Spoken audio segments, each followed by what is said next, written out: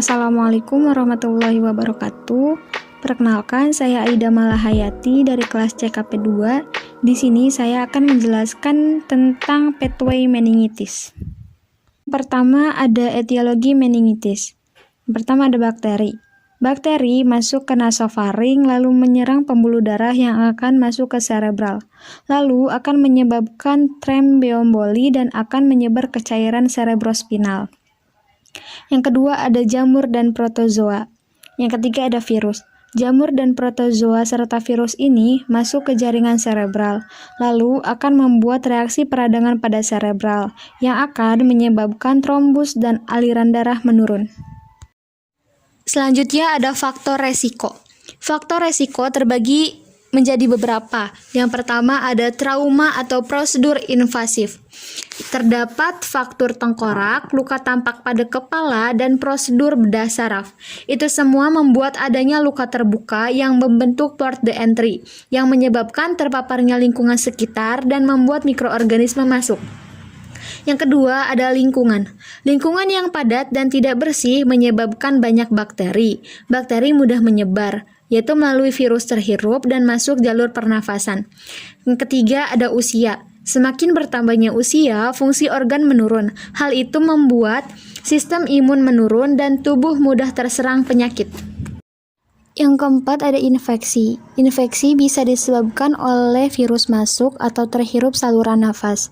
Virus memicu siklus dan produksi lendir yang akan menyebabkan infeksi sinus. Dan infeksi ini menyebabkan sinusitis yang akan membuat reaksi radang pada sinus dan membuat bakteri masuk ke pembuluh darah.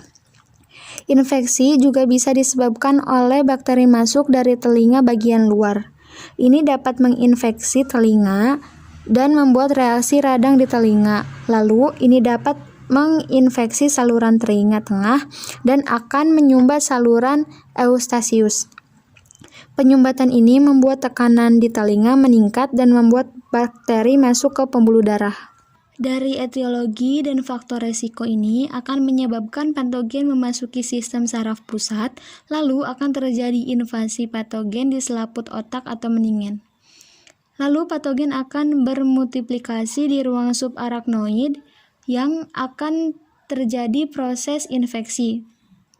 Proses ini akan menyebabkan rusaknya blood-brain barrier, lalu menyebabkan inflamasi pada diameter barachnoid, dan ini yang akan menyebabkan meningitis. Karena patogen memasuki sistem saraf pusat menyebabkan meningitis. Meningitis terbentuk karena jaringan parut atau trombosis, sehingga menyebabkan aliran cairan cerebrospinal terganggu yang menyebabkan penumpukan cairan cerebrospinal di otak atau edema, sehingga menyebabkan hidrosiphalus.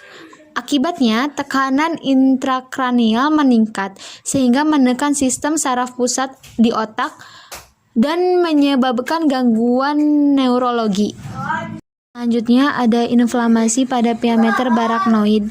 Ini dapat mengakibatkan akumulasi monosit makrifag T fibroblast sehingga terjadi pelepasan pirogen endogen yang menyebabkan terlepasnya interleukin 1, interleukin 6, dan TNF-alpha yang merangsang saraf vagus sehingga membentuk prostaglandin sehingga merangsang hipotalamus sehingga menyebabkan terjadinya metabolisme suhu meningkat sehingga terjadi yang dinamakan menggigil dan suhu basal meningkat, akibatnya terjadi hipotermi. Dari tekanan intrakranial meningkat dapat menyebabkan kompensasi jantung sehingga terjadi vasodilatasi otak.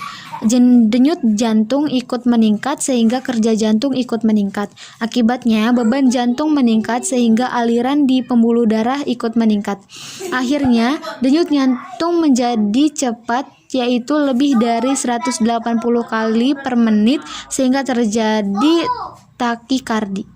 Dari tekanan intrakranial ini juga bisa merangsang nosiseptor sehingga terjadi yang namanya pelepasan neurotransmitter yang ditangkap oleh reseptor sehingga menghasilkan prostaglandin yang menyebarkan impuls serabut A ke korteks cerebri sehingga menimbulkan persepsi nyeri, akibatnya menyebabkan sakit kepala sehingga terjadi nyeri akut.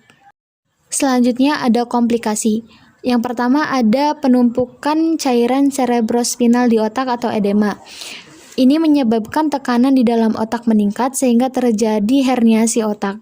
Selanjutnya, ada inflamasi pada parameter baraknoid sehingga menyebabkan meningitis. Meningitis ini memicu inflamasi pada meningen sehingga terjadi ensefalitis. Selanjutnya ada peningkatan tekanan intrakranial.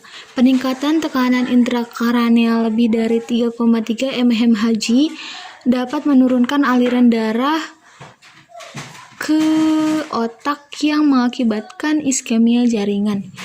Iskemia jaringan ini menyebabkan cedera jaringan lalu terjadi infark cerebral dan CVA. Dari iskemia jaringan ini terjadilah peningkatan tekanan darah sistematik yang akan menurunkan aliran balik vena ke jantung, lalu terjadilah stasis vena yang akan terjadinya pembengkakan dan pembesaran duskus optikus dan terjadilah papil edema. Setelah itu terjadilah pembesaran bintik kuning yang akan menurunkan ketajaman penglihatan dan terjadilah gangguan persepsi atau visual. Gangguan neurologi yaitu mengganggu fungsi neuron cerebral, yaitu terjadinya peningkatan ekstasi neuron dan peningkatan vokal kortikal. Dari penekanan vokal kortikal ini akan terjadi kerusakan saraf daerah servikal dan kerusakan daerah lumbal. Kerusakan daerah servikal ini merangsang otot ekstensor tengkuk dan otot tengkuk merenggang dan terjadilah kaki kuduk meningkat. Selanjutnya, kerusakan daerah lumbal terjadi spasma otot lumbal yang akan menyebabkan kernicking meningkat. Lalu dari peningkatan ekstasi neuron akan terjadi mencetusnya kejang yaitu spasma otot bronkus, lalu penyempitan lumen trakea dan bronkus. Terjadilah obstruksi jalan nafas yang akan meningkatkan usaha bernafas, lalu terjadilah RR-nya meningkat menyebabkan hipoventilasi yaitu ketidakefektifan pola napas. Selanjutnya ada gangguan neurologi.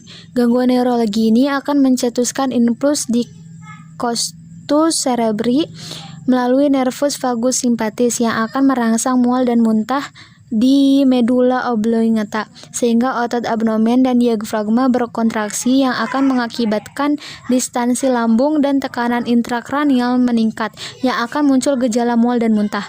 Apabila mual dan muntah ini terjadi secara terus-menerus, tentu nutrisi akan mengalami penurunan dan asupan nutrisi berkurang, yaitu ditandai dengan adanya akoreksia atau kurangnya nafsu makan. Penurunan intake nutrisi ini juga akan mengakibatkan metabolisme sel menurun sehingga produksi ATP juga menurun. Lalu energi yang dihasilkan menurun sehingga terdapat tanda gejala malaise dan diambil masalah keperawatan yaitu intoleransi aktivitas.